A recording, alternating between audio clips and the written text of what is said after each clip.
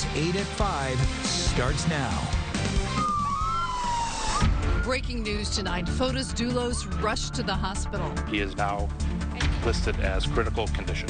The estranged husband of missing mother Jennifer Dulos apparently trying to kill himself in his garage. Mr. Dulos was sitting in his vehicle and he had obvious signs of medical distress. Carbon monoxide poisoning. Police checking on him after he was late to court on murder charges. Flotis Dulos now at a hospital in New York City, flown there this afternoon from UConn Health in Farmington Jacobi Medical Center. The transfer made so he can be treated in a hyperbaric chamber. We have live team coverage tonight. A crew on the way to that hospital in New York. News 8's Noel Gardner is at UConn Health in Farmington. But we began with News 8's Mackenzie Maynard live in Dulos' Farmington neighborhood, where all of this started around noon today. Mackenzie. Darren and Ann, good evening. Yes, we are here in front of his Jefferson Crossing home. You see it here behind me, and police presence is still here, still circling the home. They expect the investigation to continue well into this evening, but we want to bring you back to around 12 o'clock this afternoon when police say they did their wellness check. Lieutenant Tim McKenzie details it for us. When officers responded, they could see through a window that Mr. Dulos was sitting in his vehicle and he had obvious signs of medical distress. Typically, CPR will be performed for a period of time. If there is any type of life present, the patient would be transported to the hospital, and that's what happened today. I don't have the exact time of when they determined whether or not Mr. Dulos had any signs of life. And as we've been following it all afternoon, even early into this morning, it did take a little while before we saw that ambulance take off from this neighborhood, making its way to a UConn Medical Center. Now, police say he was home alone at the time. No one was inside the house or near the garage where they found him. And as the big question that's on everyone's mind tonight, was there a note? Right now, police not sharing that information, as again, this is a preliminary part of the investigation. They're still early on. They expect to be here for many more hours. We are expecting to hear another update from them here in front of his home later on tonight. For now, reporting live, we'll send it back to you. And our team coverage continues with News 8's Noel Gardner. She's live outside UConn Health Farmington, where Dulos was first taken. Noel.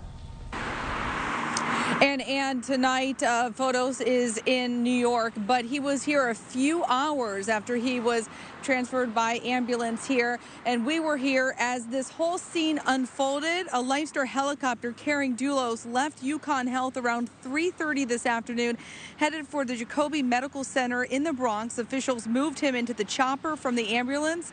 Hospital officials covered him with a white sheet as they lifted him in the chopper with a stretcher. Now, sources tell News 8 he will be treated in a hyperbaric chamber there. Now, around 12:45 this afternoon, Flotis Dulos was transported here to UConn Health to be treated for carbon monoxide poisoning.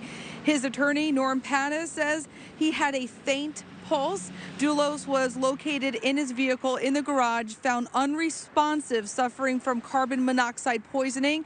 And Farmington police telling us life-saving measures, including CPR, were administered, and he was transported here to UConn Health. Police said at that point that he was in critical condition. We don't know his condition at this hour, but when he left here, he was in critical condition. I'll send it back to you guys in the studio for now. Noel Gardner reporting in Farmington. All right, Noel, thanks so much for that update. To get the latest breaking developments in this case, as they are happening, and they're happening quickly, download the News 8 app.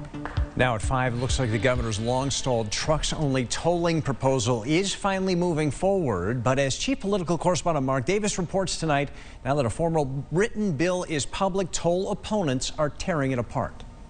The proposal calls for tolls on 18-wheeler and tandem tractor-trailer trucks at a rate of between $6 and $13, with fees 50% higher on trucks without a Connecticut Easy Pass. 5 of the tolls are on I-95 bridges, 3 on I-84, 1 each on I-91, 395 and 684 in Greenwich. There is also language in 2 places that says that tolls can only be imposed on large trucks, but there appears also to be standard language regarding state borrowing that says if there is an emergency declaration, that can be changed by a 2/3 vote of the legislature. The bottom line is, after 2 years, we could very well see cars and all trucks tolled in Connecticut without the fear of a bond covenant stopping it.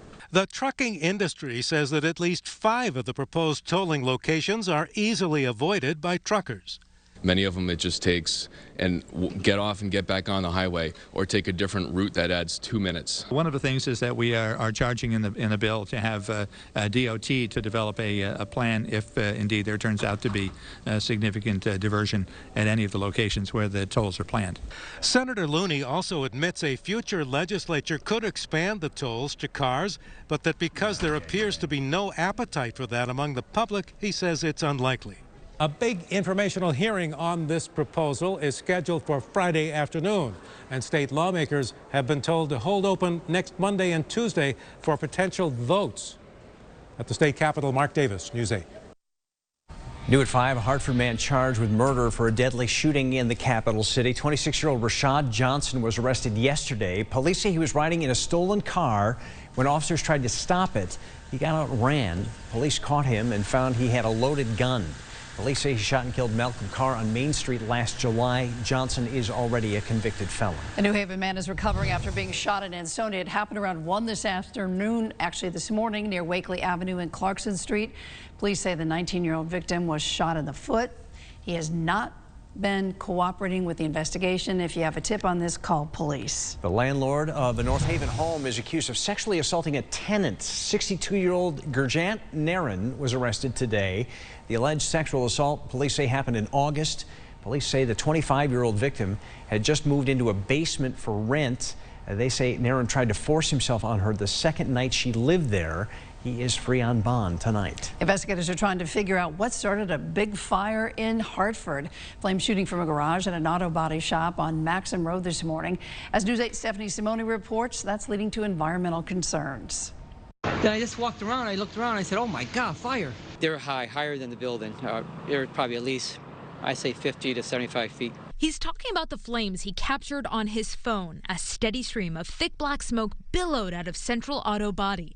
He heard it before he saw it. I heard explosion.